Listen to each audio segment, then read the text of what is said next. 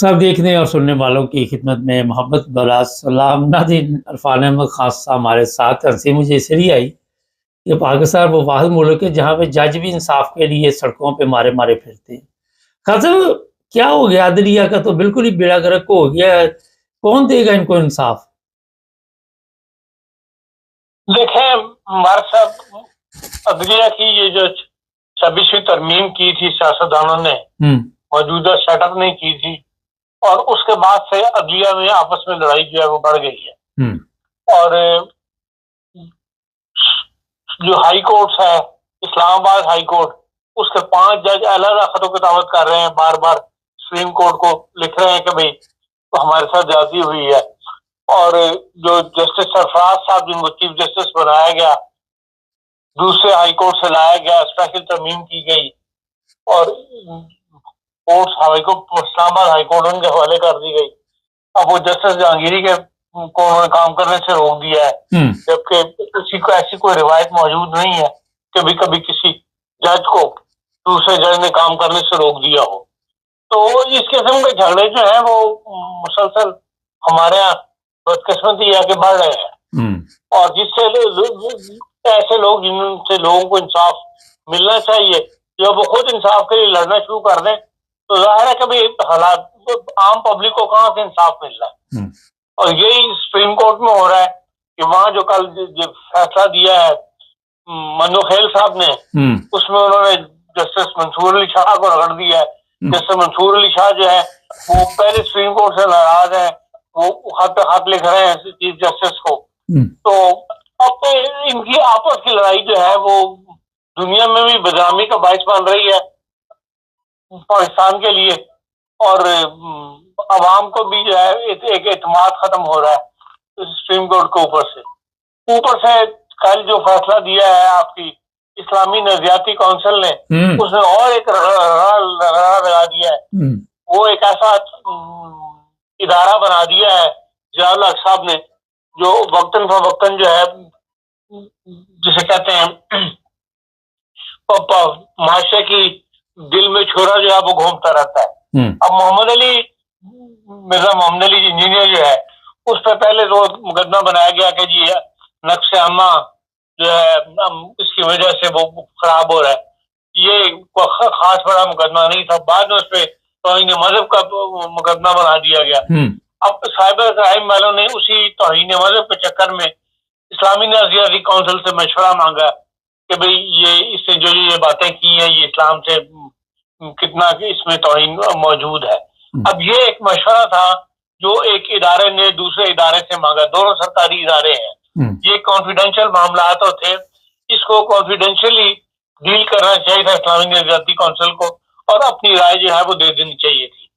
اس میں بھی ایک بہت بڑا ابہام پایا جاتا ہے کہ اسلامی نظریاتی کونسل ادارہ جو ہے وہ قومی مفاد کے جو معاملات ہیں، اس میں پوری قوم سے جس کا مفاد وابستہ ہو، اس میں ان سے رائے لی جا سکتی ہے، جب وہ رائے دے سکتے ہیں۔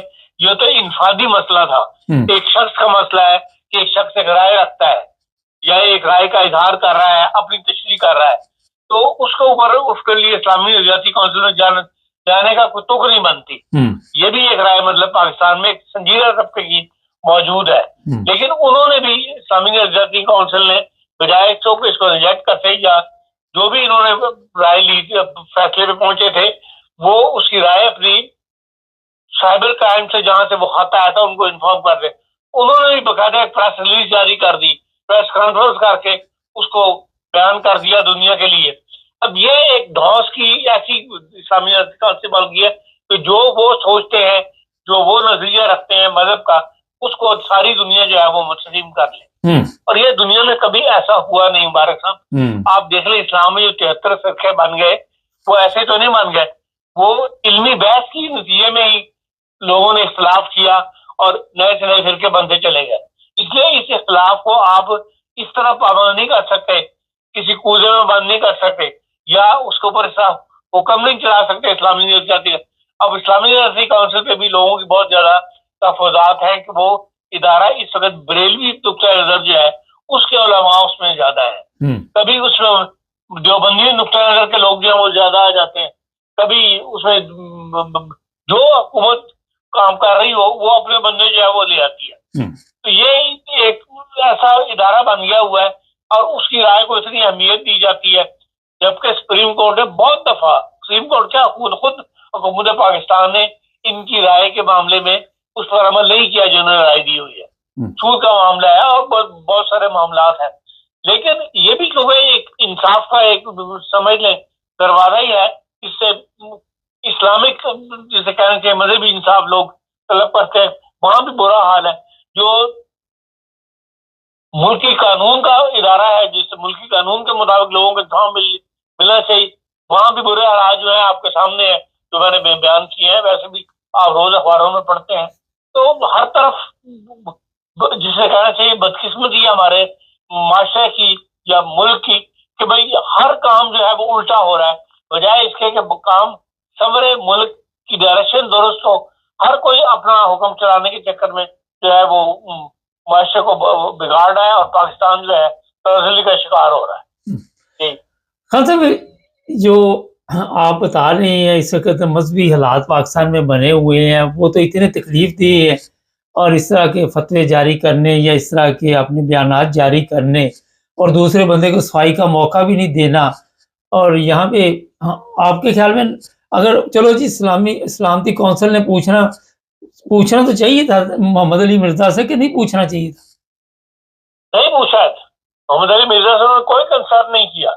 جو کچھ ان کو بتایا گیا ہے وہ یہ کہتے ہیں کہ ہم نے جو اس نے بیان دیا ہے وہ ہم نے اس کی تقریر سنی، ٹیپ اس کی سنی ہے. اب اس ٹیپ کے اندر شروع کا حصہ پڑھ لیں، بعد کا حصہ جہاں پہ وہ ختم ہو رہی ہے اس کو سن لیں. سوائے سب آن صلی اللہ علیہ وسلم کی مدح سرائی میں، آپ کے عزت احترام میں پوری طرح وہ پوری آن صلی اللہ علیہ وسلم کی کوئی اس میں حد تک موجود نہیں ہے. بڑی اس نے عزت احترام سے وہ سارا ذکر کرتا ہے بات کا. لیکن جہاں ایک اختلافی ایک لفظ کے معنی جس طرح وہ کرنا چاہتا ہے کہ بھئی اس کے یہ معنی بھی ہو سکتے ہیں، وہ جو لفظ موجود ہے اس کو باہر بیان تو کرنا کہ نہیں کرنا. اب یہ اسلامی نظریاتی کونسل کہتی ہے کہ نہیں، یہ صرف مخصوص حالات میں اس کو بیان کیا جا سکتا ہے، اور مخصوص حالات میں محمد علی مرزا کو ایسے کوئی حالات نہیں دیکھو اس کو بیان کرنا، اس کو اوائڈ کرنا چاہیے. اب یہ پابندیاں لگانا جس کے یہ تو علمی اختلاف ہے. ظاہر ہے کہ علم کے بارے میں ہر بندہ ایک اپنی رائے رکھتا ہے، تو اس کو یہ فیصلہ ان کو فیصلے کی طاقت تو نہیں ہے، لیکن انہوں نے جو کہا ہے اس میں لفظ اپنے فیصلے کا استعمال کیا کہ ہم نے یہ فیصلہ کیا ہے. تو بہرحال حالانکہ ان کا کام صرف رائے دینا ہے، ان کا کام اسلامی نظریاتی کونسل ہو آئین کے مطابق یہ صرف رائے دے سکتی ہے، کوئی فیصلہ نہیں کر سکتی. اس فیصلے کی کوئی اہمیت نہیں ہوگی، اور یہ اس طرح اس کے خلاف ریئیکشن آ رہا ہے اس سے یہی نظر آتا ہے کہ بھئی یہ ادارے کی جو ہے مٹی پلیت کی ہے انہوں نے، اور اس کی وقت جو ہے وہ ختم ہو جائے گی اس ادارے کی. ہاں تو مگر ہمارے جن لوگوں نے ان کے اوپر کیس ڈالے وہ تو بڑی خوشی منا رہے ہیں کہ دیکھیں ہمارے پیر سارے زندہ ہیں اور مرزا صاحب کو جیل میں ڈال دیا گیا. لیکن یہاں پہ ایک اور سوال ہے، ابھی عدالت جو ہے وہاں پہ انصاف نہیں ہے، جج در بدر پھر رہے. ایک معاملہ چند دن پہلے ہوا تھا، ایک خاتون کی وفات ہوئی ڈسکا کے علاقے میں، اور اس کی تدفین پہ وہ احمدی تھی اور قبرستان بھی احمدیوں کا تھا، پرانے وہاں پہ قبرستان چل رہا تھا. پولیس یا کسی ادارے نے اس میں اچھے طریقے سے کنٹرول نہیں کیا، حالات اتنے خراب ہو گئے. کل انہوں نے اس علاقے میں کئی گھر جو ہے ان کے اوپر آگ پھینک دی، کئی دکانیں جلا دی، اور 20-25 لوگوں کے اوپر احمدیوں کے اوپر کیس ڈال دیا. تو کہاں انصاف لینے کے لیے لوگ جائیں؟ ایک بندہ زندہ ہے اسے انصاف نہیں ملتا، ایک وفات پا جاتا ہے اسے انصاف نہیں ملتا، کدھر جائیں؟ دیکھیں یہ حالات دن بدن پاکستان کے ابتر ہوتے چلے جا رہے ہیں، اور خصوصاً احمدیوں کے معاملات کے اندر جو ہے نہ کوئی معاشرے میں سے کوئی بولتا ہے نہ اٹھتا ہے. لوگ دیکھتے ہیں کہ زیادتی ہو رہی ہے لیکن اس کے خلاف اٹھتے نہیں، اس لیے کہ جو موقع اکٹھا ہوا ہوتا ہے اس سے لوگ ڈرتے کہ وہ ان کے گھروں پر بھی حملہ کر دے یا ان کی جان کو خطرہ پیدا نہ ہو جائے. تو اس لیے یہ تو حکومت کا کام ہے کہ اس کو کنٹرول کرے، اور اس طرف حکومت کی کوئی توجہ نہیں ہے قطعاً، جسے کہتے ہیں وہ خود اپنا دامن جو بچاتی پھرتی ہے.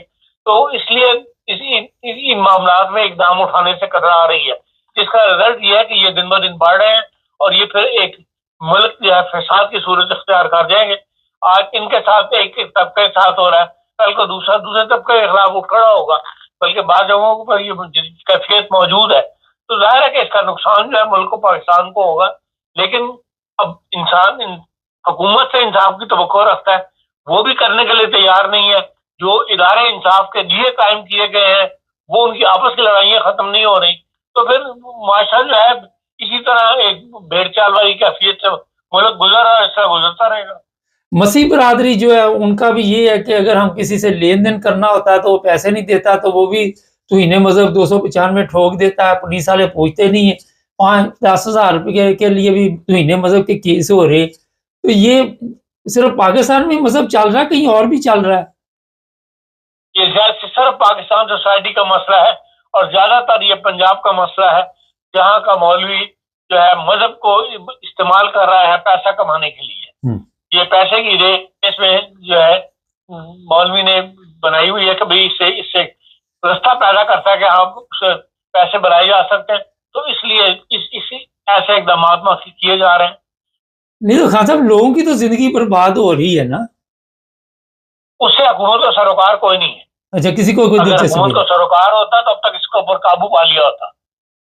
اس کا مطلب جتنے بھی حکومتی ادارے ہیں, حکومت کے کرندے ہیں, چاہے وہ صوبائی لیول پہ ہوں, چاہے وہ ڈی سی لیول پہ ہوں یا کمشنر لیول پہ ہوں, سب اپنی جان بچا رہے ہیں اور وہ کہتے ہیں آپس میں لڑ رہے ہیں تو لڑنے دو. نہیں تو خان صاحب میں جو پہلے ذکر کیا کہ ایک تدفین پہ اختلاف بڑھتے بڑھتے آگ لگنی شروع ہوگی, FIR کاٹی گئی, یہ کاٹا گیا, وہ کاٹا گیا, تو اس میں بھی آپ کے خیال میں حکومت کی نااہلی ہے نا؟ حکومت ہمیں شروع سے ہی نااہل ہے پاکستان کے اندر, یہ آج کی بات نہیں ہے, لیکن کم از کم اس قسم کے معاشرہ جو ہے وہ اس ڈائریکشن کی طرف نہیں جا رہا تھا. اب جب سے اس ڈائریکشن کی طرف چلا گیا ہے, مار کٹائی اور ایک دوسرے کے لیے زندگی اجیرن کر دینا, اس کے اوپر حکومت کی خاموشی جو ہے وہ بہت ہی معنی خیز ہے, جس سے معاشرے کے اندر آپس میں ایک وقت آ گیا کہ یہ پورا معاشرہ آپس میں ایک دوسرے کے گریبان پکڑے گا اور لڑے گا, جس کے آثار پیدا ہو رہے ہیں. کہا چھوٹے بچے شامل میں نے دیکھے وہاں پہ 12-14 سال کے, ان کو مذہب کا علم ہے کوئی کہ بس لگا دیتے ہیں پیچھے کے؟ وہ مذہب کا علم نہیں, بات مواب دیکھے لوگ کٹھے ہو جاتے ہیں. آبادی اتنی زیادہ ہے, بچے گلیوں میں اس طرح پھر رہے ہوتے ہیں, ان کو ایسے معاملات پہ کٹھے ہو جاتے ہیں. جہاں مدرسے کے لوگ آ جاتے ہیں, کیونکہ مدرسے میں بچے ہوتے ہیں, تو مدرسے والے مولوی جو اپنے بچے ساتھ لے کے آتے ہیں. چلیں, بہت شکریہ خان صاحب.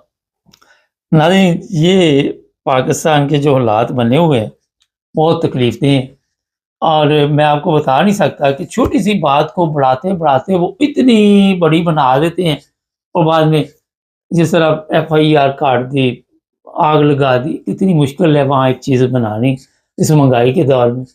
پتہ نہیں کب ہم جانوروں سے انسان بنیں گے, اللہ بہتر جانتا ہے. چینل کو سبسکرائب کریں, جڑے ہمارے ساتھ. سب دیکھنے اور سننے والوں کی خدمت میں محبت بھرا سلام. ناظرین, ہماری نشریات آپ ٹک ٹاک پہ بھی دیکھتے ہیں, لیکن اگر فوری آپ دیکھنا چاہیں تو یوٹیوب پر. جی ہاں, اور ہمیں سبسکرائب بھی کر لیں یوٹیوب پر, اور ٹک ٹاک پہ بھی فالو کیجئے. اچھا جی, آپ سب کے علم میں ہے کہ کچھ دیر پہلے ایک گرفتاری ہوئی تھی پاکستان میں, اور بعد میں آپ سب کو یہ بھی بتایا کہ اس کے اوپر 295 لگا دی گئی تھی. یہ مرزا صاحب ہیں جو انجینئر ہیں, محمد علی مرزا, اور ان کو پھر جیل بھیج دیا گیا. اور اب جو حالات ہے تازہ, وہ بھی عجیب و غریب ہے کہ کسی جگہ بھی دنیا میں آپ دیکھ لیں, اگر کسی کے اوپر الزام لگا ہے کہ جناب آپ نے یہ الفاظ استعمال کیے ہیں, جس طرح ہمارے تو وہاں پہ مذہبی تجارت چل رہی ہے, اور اس کو پھر موقع دیا جاتا ہے. اس کو کہا جاتا ہے جناب آپ اپنی صفائی میں کچھ کہنا چاہیں گے, اور پھر جج جو ہوتا ہے یا جو بھی لوگ ہوتے ہیں وہ فیصلہ کرتے ہیں جناب اس کی بات درست ہے, یہ غلط ہے. لیکن پاکستان واحد ملک ہے جہاں پہ آپ عدالت میں جائیں, کہیں بھی جائیں, یا آپ کو پولیس نے پکڑ بھی لیا تو ان کی مرضی ہے وہ کون سا کیس آپ پہ ڈال رہے ہیں, کیا کرنا چاہتے ہیں, کیا ظلم کریں گے آپ کے ساتھ. اور فوری طور پر خود ہی یہ لوگ جو ہوتے ہیں ذہنی طور پہ یہ طے کر چکے ہوتے ہیں کہ فلاں سزا اس کو دینی ہے اور فلاں کیس میں اس کو رگڑا دینا ہے. یہ صرف اس کیس کی میں بات نہیں کر رہا مرزا صاحب کی، یہ فلک جوید لڑکی کو پکڑا ہے، اور عظما نے کہا جی میری یہ ویڈیو بنائی، اور عظما کی اپنی ویڈیو جو ہے، یہ اپنی حرکتیں جو ہے وہ آپ سب کے علم میں. یہ جتنی خواتین ہیں، مرد ان کے ساتھ نہیں ہیں کسی کے بھی، کہاں سے یہ سسٹم کو چلاتی ہیں مجھے نہیں پتا، لیکن اللہ بہتر جانتا ہے، مگر کیس ڈال دیتے، کوئی بھی ان کے قابو آ جائے اس کے اوپر کیس ڈال دیتے.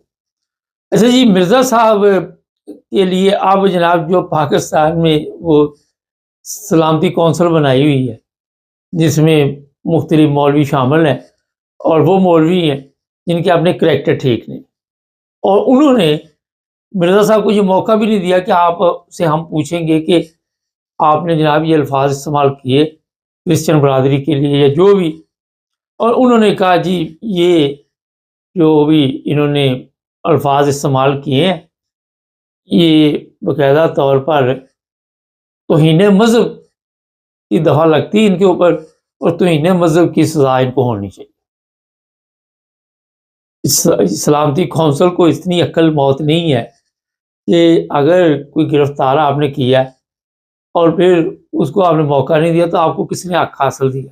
کون سے اسلام میں لکھا ہوا کہ آپ آ کے پہلے تو اپنے کریکٹر چیک کریں، آپ کے کریکٹر کیا ہے، آپ کو پتہ ہی ہے جو بھی لوگ اس میں شامل ہیں.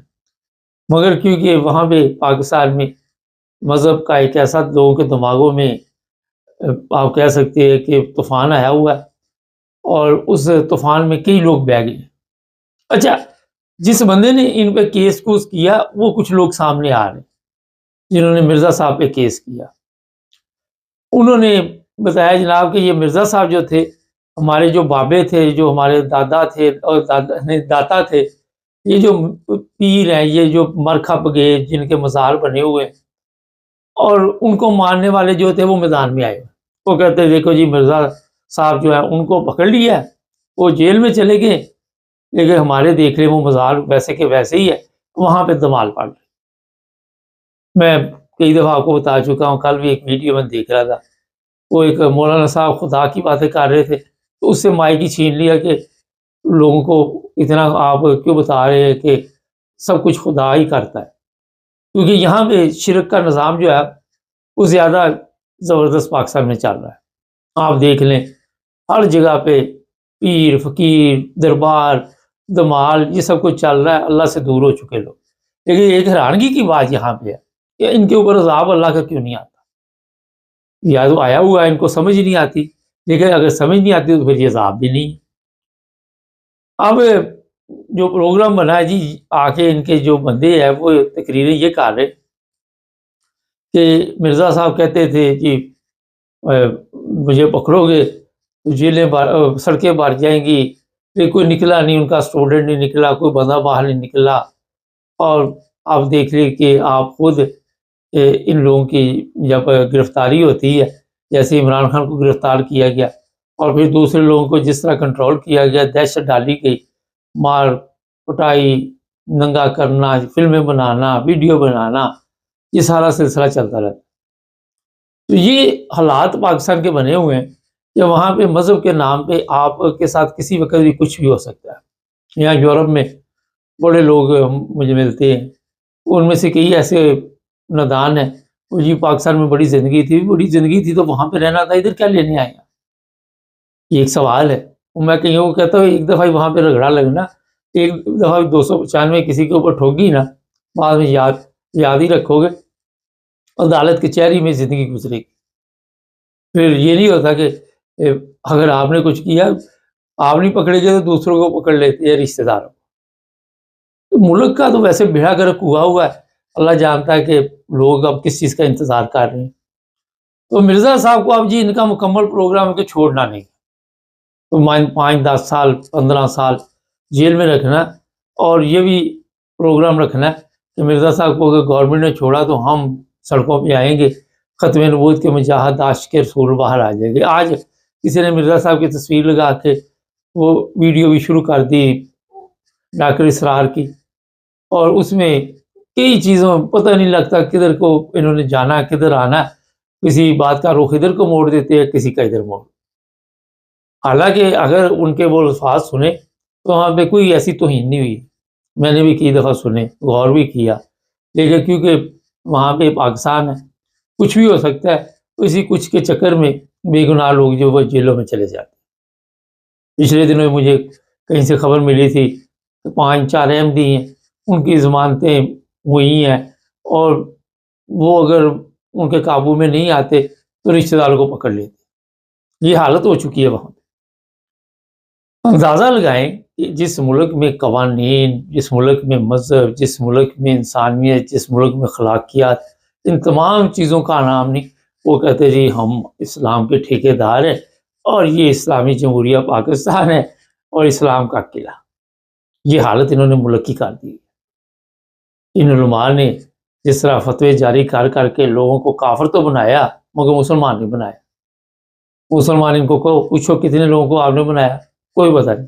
وہاں پہ پھر احمدیوں کی مثالیں دینی شروع کر دیتے کہ ان کے جلسے پہ 2 لاکھ سے زیادہ لوگوں کی بیعت کی ہمیں اطلاع ملی ہے، اور اس پر وہ شروع ہو جاتے۔ آپ نے کیا کیا؟ آپ جتنا ٹائم لوگوں کے اوپر ضائع کرتے اس اپنی تربیت پہ کیوں نہیں کیا؟ آپ نے بیڑا گرک کر دیا نئی نسل کا بھی۔ وہاں پہ آپ دیکھ رہے جو حالات بنے ہوئے۔ آپ مائک لیں، لوگوں سے کوئی اسلامی سوال آسان سے پوچھ لیں، وہ بھی نہیں ان کو پتا۔ تو یہ پاکستان جو آپ موجودہ دیکھ رہے، یہ ایک جیل بن چکا ہے۔ یہاں پہ زندہ رہنا اتنا مشکل ہو چکا ہے جس کا آپ اندازہ نہیں لگاتے۔ پھر جو میں نے بھی بتایا، وہ لڑکی کو پکڑ لیا فلک جوید کو، تشدد کرتے ہیں، پھر ان کو کہتے اچھا آپ نے اس کی ویڈیو اپلوڈ کی، عظما کی، آپ کی ویڈیو بناتے ہیں، اس کے ساتھ پھر غلط کام اس طرح کے۔ اس کے ساتھ تو ابھی تک نہیں اطلاع، ویسے اس طرح ہوتا ہے وہاں۔ یہ حالات پاکستان کے جو وہاں پہ بن چکے ہیں، اور ہمارے یہ وزیر اعظم صاحب گئے ہوئے تھے وہاں بھی، چور چور کے 18 ٹبر چور ہے کہ نعرے لگ رہے ہیں وہاں امریکہ میں، مگر فرق نہیں پڑتا۔ کیوں فرق پڑے گا؟ کیونکہ ہم نے شرم ہی نہیں ہمیں۔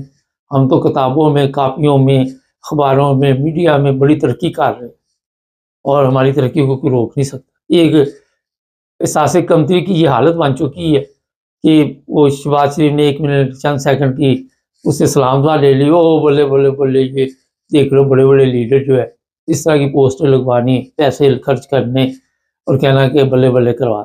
جعلی سسٹم کے ساتھ مذہب کے طور پہ بھی آپ دیکھ لو اندرونی حالت کیا ہے، وہ آپ کو چپے چپے سے مل جائے گی لوگوں کی بھی، اور جو لوگ وہاں پہ کہتے ہیں کہ ہم اسلام کے ٹھیکیدار ہیں مسلمان۔ تو مرزا صاحب کو بھی اگر اس طرح کی تقریریں کرنی تھی، ان لوگوں کے ساتھ پنگا لینا، تو اس ملک میں رہنا نہیں چاہیے۔ اس ملک میں رہنا تو بہت بڑی غلطی ہے۔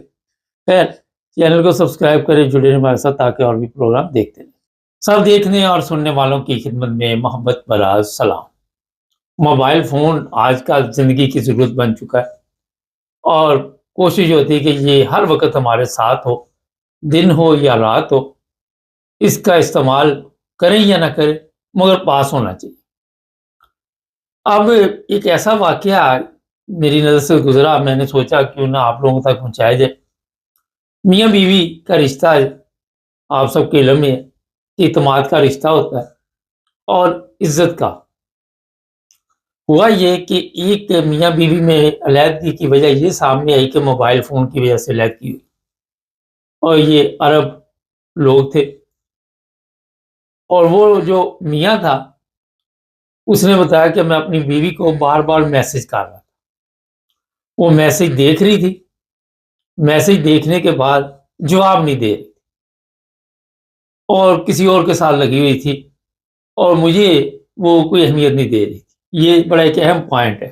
یہاں پہ کئی گھروں میں یہ مسائل ہیں کہ اگر میاں نے کوئی میسج لکھا ہے تو عورت سمجھتی کہ ضروری نہیں کہ ہر میسج کا جواب دیا جائے، یا میاں کا فون آ گیا تو اٹھاتی نہیں ہے، یا پھر کسی نہ کسی وجہ سے ایسی کوئی ڈراموں میں لگی ہوئی ہے، کوئی ٹک ٹاک پہ لگی ہوئی ہے، کوئی فیس بک پہ لگی ہوئی ہے، اور بچوں پہ دھیان نہیں دیتی۔ اس بندے کا پھر یہ بھی اعتراض تھا کہ اگر یہ میری میسج کا جواب نہیں دے رہی تو اس کا بچوں کے ساتھ کیا تعلق ہوگا، کتنا وقت یہ بچوں کو دیتی ہو۔ اور پھر اس نے 1-2 دفعہ اپنی بیوی کو سمجھایا، یہ نہیں کہ 1 دفعہ یا 2 دفعہ سمجھانے کی ضرورت نہیں محسوس کی، سمجھایا، لیکن وہ جو خاتون تھی اس نے اپنے آپ کو تبدیل نہیں کیا۔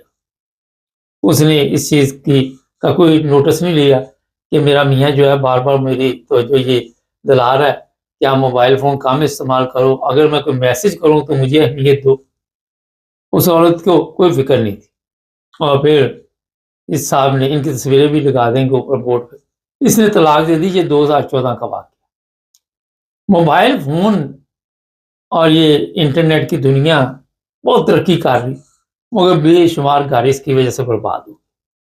آپ اندازہ نہیں کر سکتے، ایسے ایسے گھر بڑے عرصے سے ٹھیک چل رہے تھے، پھر یہ انٹرنیٹ آیا، پھر یہ موبائل فون آیا، اور پھر لوگ بھٹک گئے، کوئی کسی طرف نکل گیا، کوئی کسی طرف نکل گیا۔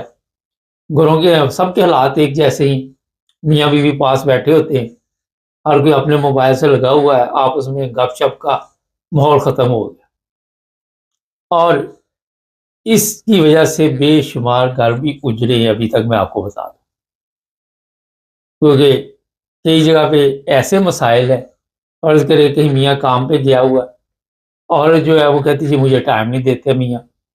جو ینگ کی میں بات کر رہا ہوں، جس کی عمر گزر گئی وہاں تو ٹائم ہی ٹائم ہے، کوئی ٹینشن نہیں ہے، کیونکہ اب ٹائم جو گزر رہا ہے اسی پہ وہ شکر کر کے زندگی گزار رہے، ایک دوسرے کو کھینچ رہے ہیں کہ کسی طرح وقت گزر گیا۔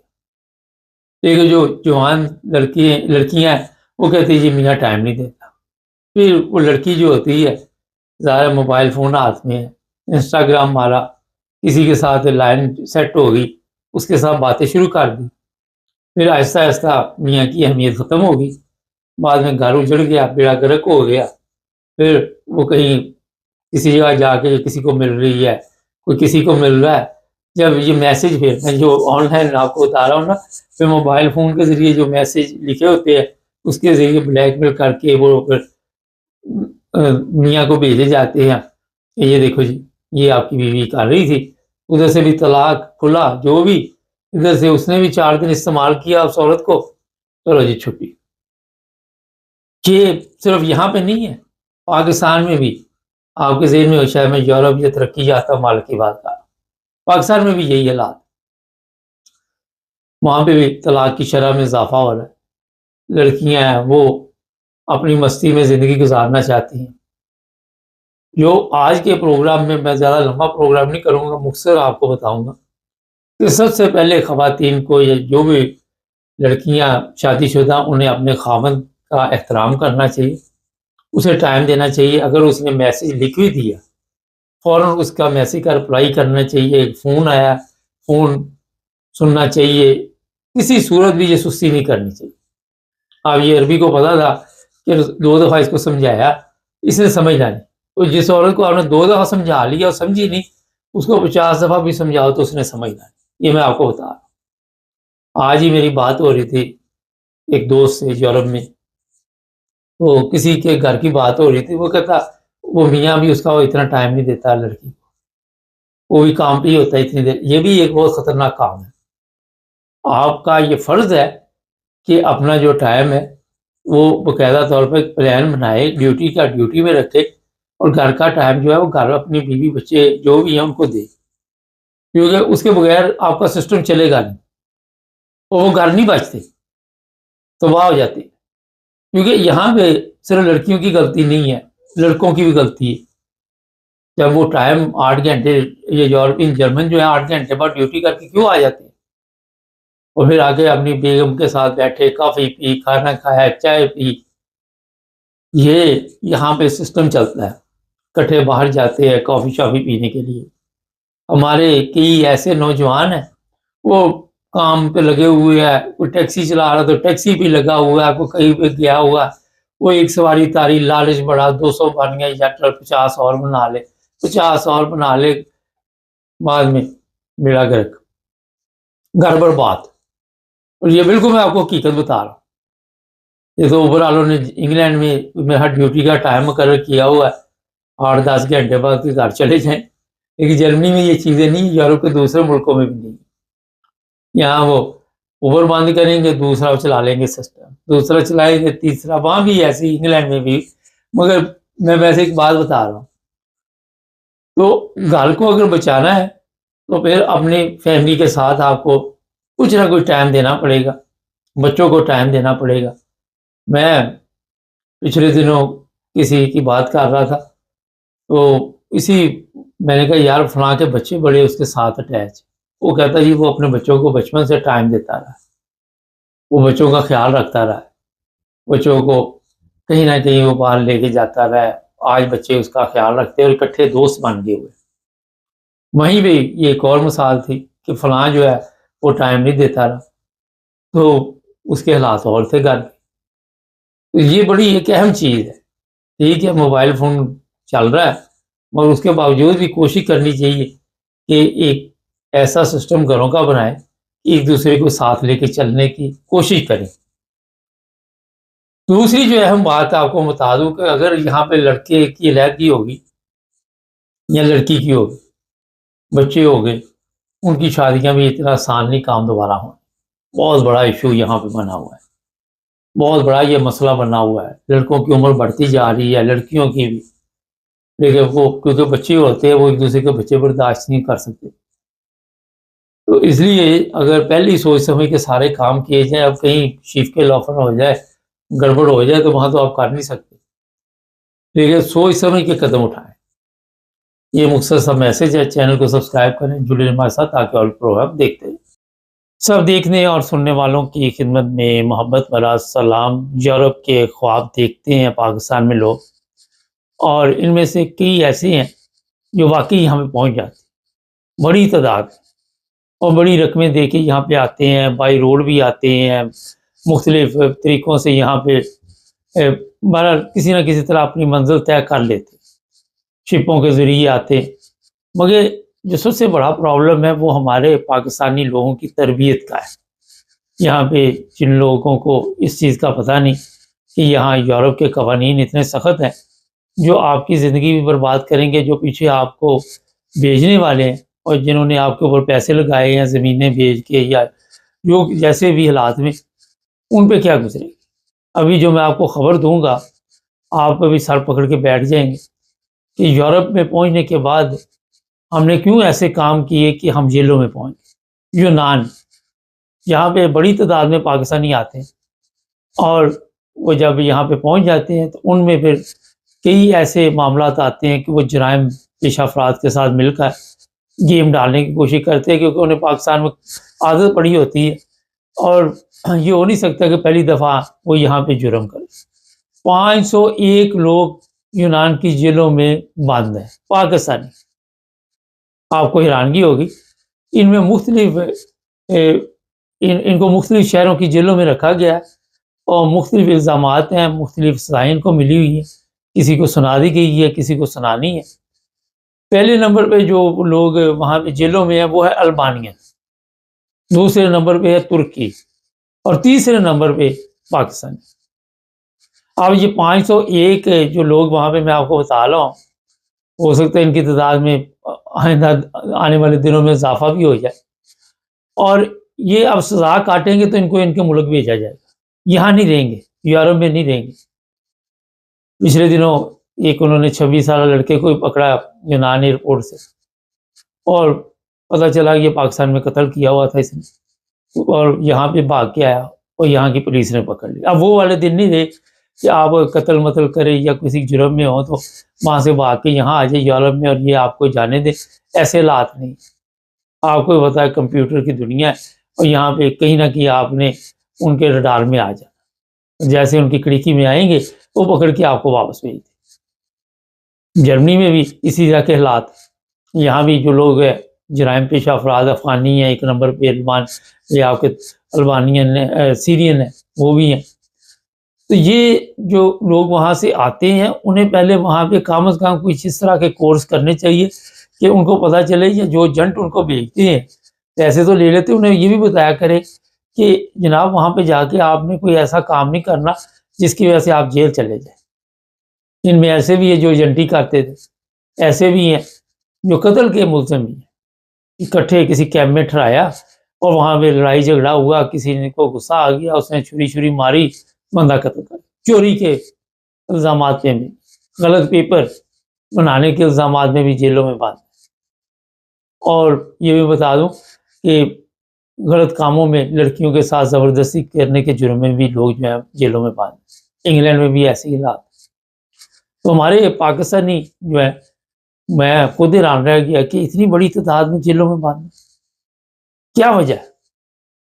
کیوں ہم ایسے لوگوں کے ساتھ جو جرائم پیشہ ہوتے ہیں ان سے بچتے نہیں، اور یا ہم اگر خود جرائم پیشہ ہیں پھر دوسرے لوگوں کو بھی اپنی لائن میں ملا لیتے ہیں، اور دوسرے جو سادہ لوگ ہوتے ہیں ان کو لالچ دیا جاتا ہے، لالچ کے چکر میں وہ بھی اپنی زندگی تباہ کر لیتے ہیں۔ ٹھیک ہے، یہاں جیلوں کا معیار پاکستان کی جیلوں سے بہتر ہے، مگر آپ کے پیپر گندے ہو گئے، آپ یورپ میں اتنے پیسے لگا کے پاکستان جاؤ گے، اور یہ نہیں کہ یہاں سے آپ کو وہ پاکستان جہاز پہ بٹھا دیں گے کہ آپ جائیں، یہاں سے چھوڑنے جاتے ہیں، وہاں پھر ایف آئی اے والے پکڑیں گے، وہاں بھی کیا وہ کرتے ہیں، آپ کے ساتھ پیسے لیتے ہیں، کیا کرتے ہیں، یہ جیل میں بھیجتے ہیں کہ آپ غیر قانونی گئے تھے، پوری زندگی آپ نے برباد کر لی، اتنا رسک لیا یہاں تک پہنچنے کے لیے، اور اس کے بعد آپ نے اپنا بیڑا گرک کر لیا۔ آپ نے دیکھا ہوگا، یہ اکثر میں بتاتا رہتا ہوں، تفتان سے لوگ آتے ہیں، یہ ایران کے بارڈر سے، وہاں پہ کئیوں کو وہیں پہ گولی مار دی جاتی ہے، کئیوں کا پتہ ہی نہیں ہے کہ سمندر میں غرق ہو گئے، کوئی نہر میں